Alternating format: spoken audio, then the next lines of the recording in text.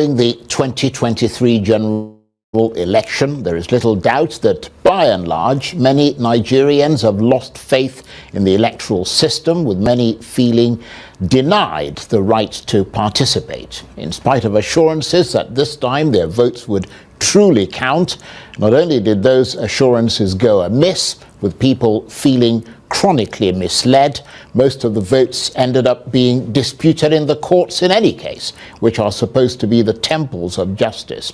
Not only does that place the judiciary under enormous scrutiny, but also under tremendous stress, with some of their members being accused of corruption, etc., but still under pressure to decide scores of cases and to dispense justice within the limited ambit of Nigeria's electoral jurisprudence, which has been described as one of the most backward in the world, unable to dispense with electoral matters speedily.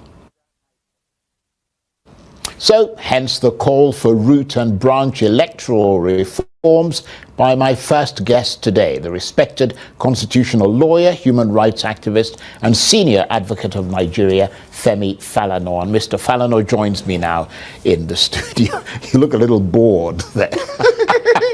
I'm very frustrated, you know.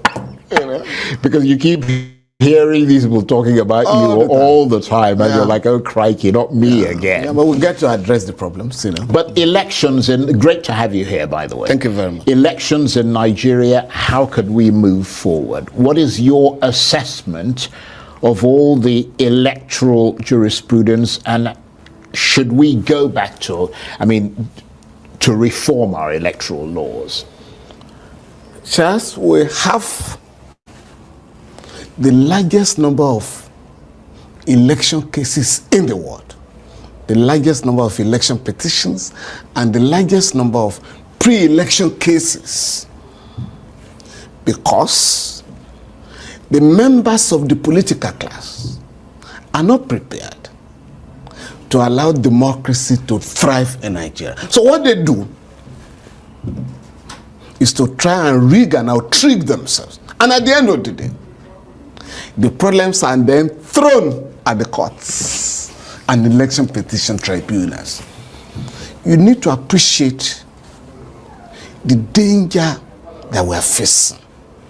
Right now, majority of cases in our court, many of our courts, are simply suspended to allow for time-bound election disputes to be resolved. We can't go on like this. We just cannot go on like this. And what is the solution? Again, once the ongoing election petitions are concluded, we must, in the interest of the country, go back to the drawing table. And the solutions are around the corner. But successive regimes, since about 2007, have refused to adopt the solution that have been preferred. The first one, is on the independence of the management election bodies, the Inec and the State Independent Electoral Commission, which, by the way, the State Independent Electoral Commission conduct the worst elections in Africa, whereby all the candidates of the ruling party must win. 2, some of those who are accusing INEC of rigging elections perform worse in the conduct of primaries of their political parties. Now, the first one is we must have an electoral body, and we're all going to respect that is independent and well-funded. One, the Ways Electoral Reform Panel recognized that when the sitting president appoints electoral chiefs, there are problems. Therefore, we're going to appoint electoral chiefs, INEC chairman, the commissioners, national commissioner, and the RECs, resident electoral commissioners, by advertisement. But that's been talked about before. I remember you talking about it in 2019. Yeah, but these guys are not ready. Right. Now, once that is done, the National Judicial Council will shortlist and send the names of the best 3 for each of the positions to the Senate. The Senate that will screen them, not take a bow, re-screening to know if they are competent. Right. Secondly, all election petitions, all disputes shall be concluded before the inauguration of the incoming government. So that nobody will be accused of using the position of the executive incumbency powers while your election is still being disputed. But do you trust the judiciary to be able to really deal with those cases in that short space of time? Where we have 6 months. Yeah, because you see, I see what you mean. Yeah, from the conclusion of the election let me just finish. Right. Yeah. The third one is that the onus of proof, the onus of proving that a credible election has been conducted shall be on the Inec. Because you have told the whole world you have conducted the best election. You come to court and prove same. Because to impose the onus on the petitioners is very difficult. To get the election materials, a Herculean task. But INEC has all the materials. You come to court and prove that the election that we have spent huge sums of money on has been well conducted. So these are the major recommendations. But what is the state of the law at the moment? Can someone, because you, for example, in the past, you've had the reputation of taking different institutions of government to court. Yes. I mean, can someone take to the free and fair election? Under the current Electoral Act, right? The onus is on the petitioner. But the Waste Panel recommended that the onus be shifted to INEC. I mean, for instance... But can you do it as a civil case and say, right? No, because the law is there. Right. And this is what the law has provided for. Yeah, and so that is why the panel recommended that we need to amend the Electoral Act. And since then, we've had the Electoral Act 2010, Electoral Act 2022. And these guys simply brush aside these fundamental, amendment recommendations, because in 2011, there was a crisis following the announcement of the result of the election. There were protests in about 12 states in the north and in Akwa Ibom State.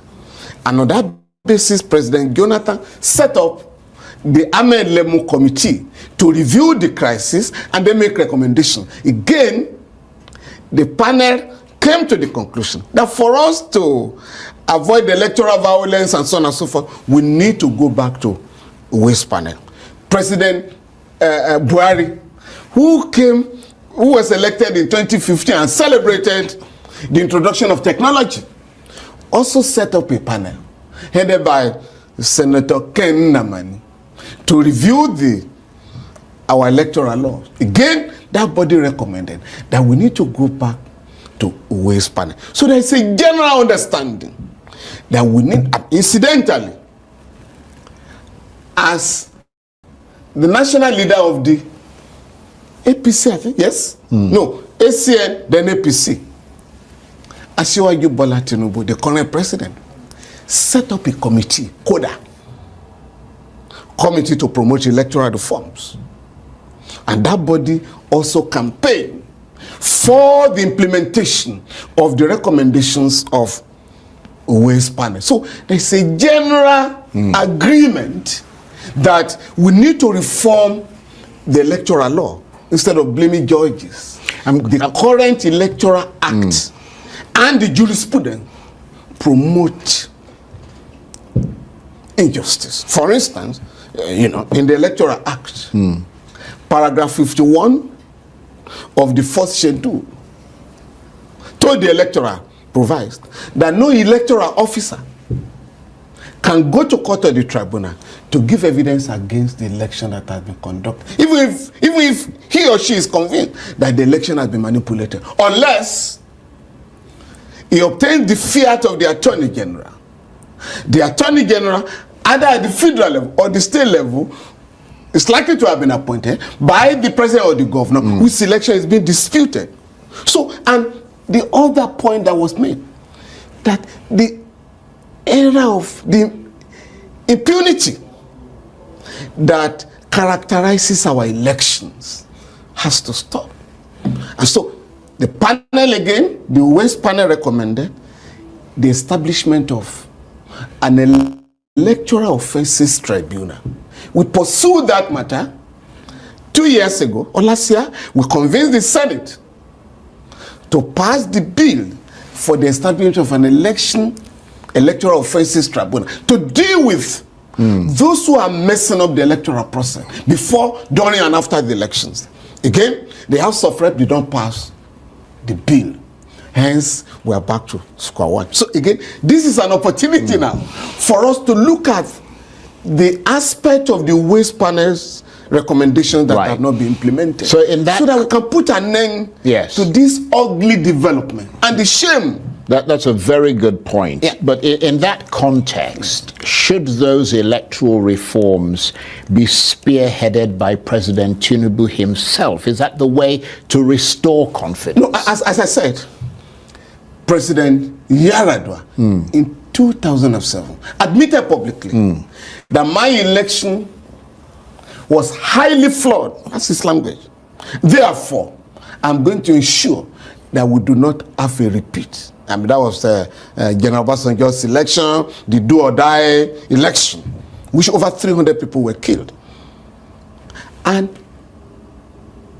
before that, 2003, Buhari and Obasanjo, the late Justice Pats Asholonu made the point in the Supreme Court that under our electoral system, to successfully challenge a presidential election, you will need about 250,000 to 300,000 witnesses. And there can be no time for that. Now, we have only 21 days to do that.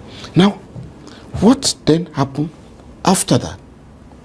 The panel made profound recommendations. Even the Yaradua regime did not quite accept. So clearly, this is all much more political than legal, of course. Really. Now, as I said, President Jonathan set up a panel, President Buhari set up a panel. Now, President Tinubu will have to lead the campaign. Now, it's very, very, very important.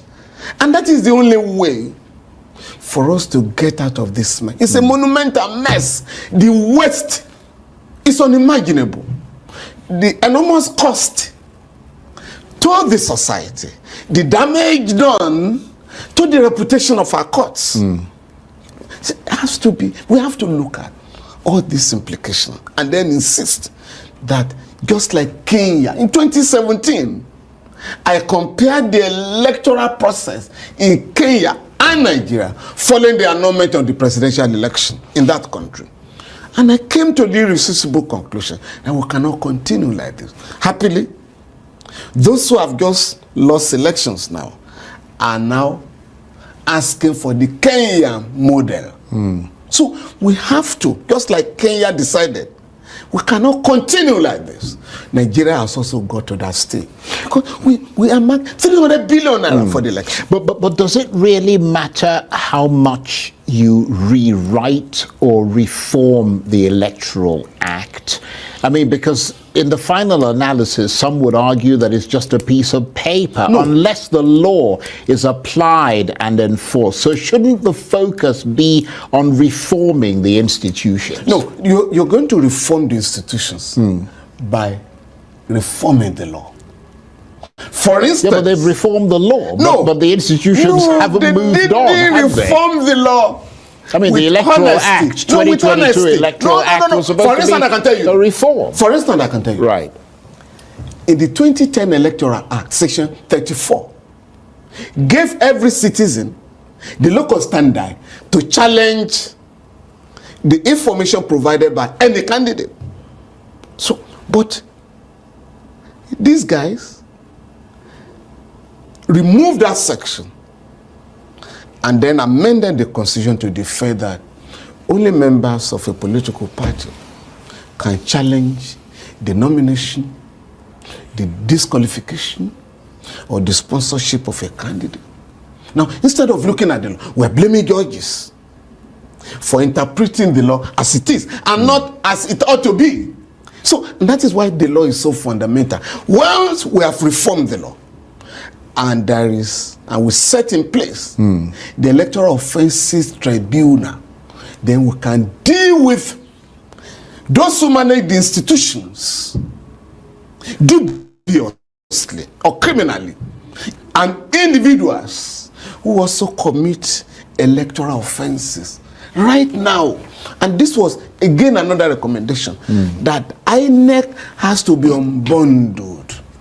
INEC currently will have to register political parties, will have to register voters, will have to conduct elections, will have to monitor the political parties, will have to examine their finances, and so on and so forth.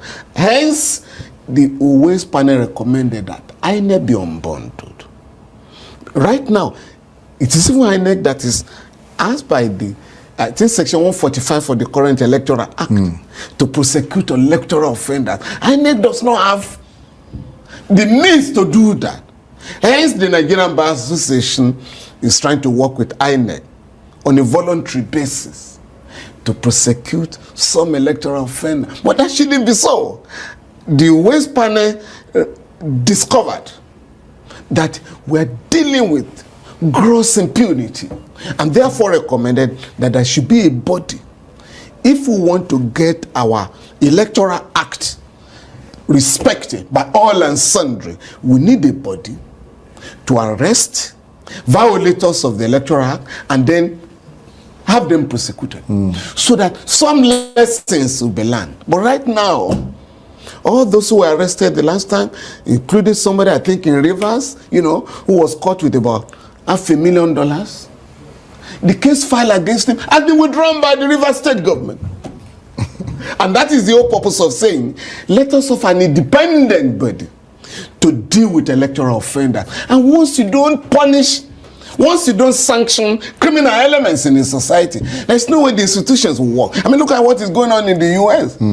It sounds like President Trump is facing a standard trial in 4 different courts. It's impossible here. The big men and women here are above the law, And so we must go back to the society that speaks to institutional reform, doesn't it? Yeah, of course. And like I said, you must reform the law and reform the institutions. But what is important is to punish offenders. But you see, all these things you've said, and you have consistently said over the years. I mean, your position has not wavered. No, not at all. Clearly, it sounds like it's the best way to advance the course of democracy in Nigeria. And every time you recommend going back to the drawing board. But how do you push that point to the relevant what we're doing institutions like the National Assembly? At the level of the civil society, we have Alliance on Surviving COVID-19 and beyond. We have other organizations that are being mobilized to insist on major reforms of the electoral laws. And unless we do that, and the campaign is starting soon. The campaign is starting soon. And some of us are going to invest in that campaign in the interest of all of us. I mean, you have young people who were voting for the first time, and they felt so disappointed. And we can't go on like that. We cannot go on like that. Absolutely. Because once people are frustrated from, believing in the electoral system, they begin to look for very dangerous alternatives, and which is not in the interest of democracy. Yeah, you make some very good points there. But, it's not every day we have you in the studio, Thank you very much. Mr. Falana. So I'd like to get your thoughts. Just move slightly, still election related. We'll kind of move slightly away from these reforms that you're talking about to an issue that's in the news right now, which is, you talked about the United States, yes. a judge there adjourning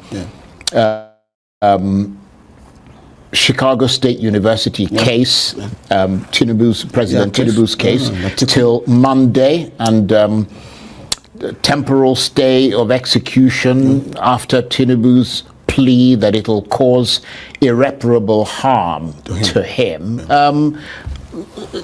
Give us your take on that. What kind of irreparable harm could it possibly, what are they talking about? Charles, I think that question should be directed to the president's I understand lawyer. that. But what is important, frankly speaking, again, this is part of the problem. We conduct an election in other African countries, right? You only go to the Supreme Court or the Constitutional Court, and these matters are decided within 14 days. In our own case, a presidential election dispute will be in 2 courts for 8 months. Governorship will be in court, 3 courts for 10 months. It doesn't happen anywhere in the world. So we must learn, draw some lessons from this crisis. I understand the way you're parrying away that question. Election petition going on in Nigerian courts and the United States. Right. But let me ask you this. Like I've told you, I'm not in a position I understand that, and I'm not trying to put you in a straight jacket. The lesson I'm learning from the U.S. system is the speed. Yeah, but let me ask you this. There seem to be many people who believe that there is a desperation by the president to hide those records from Chicago State University, and that ultimately it could prove to be a huge embarrassment for Nigeria because of that. What are your thoughts on that? Charles, as a lawyer, I deal with evidence. You're a journalist, you can engage in speculation or conjecture. But based on the facts on ground in the United States, everybody has the right to plead privacy. Yeah, I understand that. Now, the university, even in the secondary school in the US, in the college, to release sometimes the result of a student, even to the parent, there are laws guiding them. So if the president says, sorry, I don't want my results, my details released, the court will have to consider the implication of that on Monday. Vis-a-vis the request by Mr. Atiku Abubakar to have those results. Yeah, but that's for the judge. I understand that, and I understand the in other words, the private interest of the president will have to be considered. Yeah. Right? Yeah. With President Atiku. I understand that, but as a lawyer yourself, which you've emphasized the fact that you are a lawyer, what would have prompted you to, on behalf of a client in such circumstances, to hurriedly appeal against the judgment of the magistrate court ordering the release of just academic records? No. Again, the university has said President Tinubu attended this system. The management of the school has said he attended the school. Mr. Atiku Abubakar is insisting I need the records because there's a case going on in the Supreme Court. Now, again, it depends on the privacy, the right of the student. I understand that. To have his relief. But it's also interesting, isn't it, from a legal point of view, that there's another complication, which is that the university are saying that, as you said, he attended the school, but they are not willing to say that under oath. Yeah. Again, that is what does that tell you? That is the problem of the school. Again, I think we should wait till Monday. Right, okay. The court will have to take a decision. Yeah, but I understand that. Let me get you to wear not your legal hat, but your civil rights hat, for which you're well known and you're well respected. Yes. You're an activist. Would you call on Nigerians to demand from the president that he release his authentic academic records and clear the air once and for all? In other words, as some have suggested, it should not be a fight for Atiku Abubakar alone. It should be a fight for to demand to see the record of their president, given that it's so controversial. As far as I'm concerned, right? Nigerians, right? Majority of Nigerians, and I'm not talking of the elite, are busy trying to eke out a living, right? But if you are talking of a public figure, right? Which he is, clearly. You hardly have private lives, private interests. But if under the United States law, somebody says, I don't want my result, details of my result released, you then leave the terrain of law to the area of morality. Should they have released the result? Should they have allowed the university to release the result or not? Now, and the court on Monday will also look at the totality, the implications, and also the court will also want to know, what is this request about? And the court in America will then balance the interest. Should we compel the university to release the result in spite of the objection of President Tinubu or not? Or the university says we're not ready to be deposed. Again, that is the business of the university, right? But that is not for a Nigerian lawyer to insist. No, I understand. Forget your lawyer in America, respond to the demand of Nigerians. I totally understand so that is the position of the law. Because at the end of the day, another battle will arise.